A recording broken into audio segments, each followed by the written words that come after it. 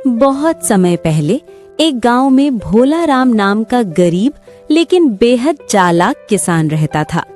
वो गरीबों का सहारा और अमीरों की आंखों की किरकिरी था। उसी गांव में जगन्नाथ नाम का एक लालची जमींदार रहता था। वो किसानों से सस्ती कीमत पर फसल खरीदता और उन्हें हमेशा गरीब बनाए रखता। एक दिन भोला राम ने फैसला किया, अब मैं अपनी फसल इस लालची को नहीं बेचूंगा। वो अपनी फसल शहर ले गया, अच्छे दाम में बेची और उस पैसे से मोटे मोटे मुर्गे और 2 लोमड़ियां खरीद लाया। भोला राम ने एक लोमड़ी को घर में छुपा दिया और दूसरी को रस्सी से बांधकर घूमने लगा।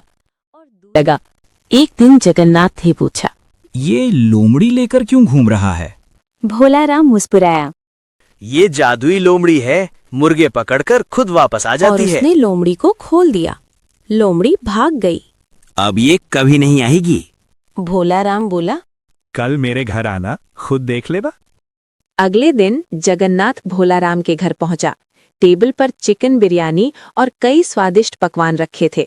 जगन्नाथ हैरान। इतना सब कहाँ से आया? भोला राम बोला। मेरी जादुई लोमड़ी लाई है। जगन्नाथ के मन में लालच जाग गया। जगन्नाथ बोला, मुझे ये लोमड़ी बेच दे। भोला राम ने मना किया, लेकिन आखिर में 1500 मुद्राओं में बेच दी।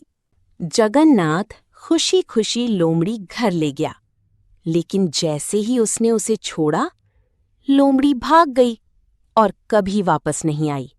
गुस्से में जगन्नाथ ने भोला राम को पकड़ लिया, ठंड में उसे बांध दिया रहा।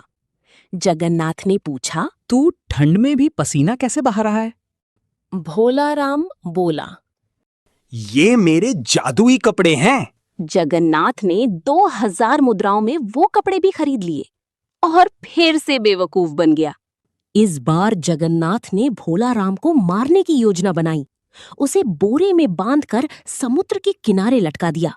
लेकिन भोला राम ने चालाकी से एक बूढ़े आदमी को बहला फुसलाकर खुद को छुड़ा लिया। जब जगन्नाथ आया, उसने बोरा समुद्र में गिरा दिया। उसे लगा भोला राम मर गया। कुछ दिन बाद भोला राम वापस आया। जगन्नाथ चौंक कर, तू जिंदा कैसे? भोला राम बोला, समुद्र के राजा ने मुझे बचाया। वहां सोना, हीरे और अप्सराएं हैं। लालची जगन्नाथ बोला, मुझे भी वहां ले चल। अगले दिन भोला राम 2 नाव लाया, एक लकड़ी की, एक मिट्टी की। उसने जगन्नाथ को मिट्टी वाली नाव में बैठाया।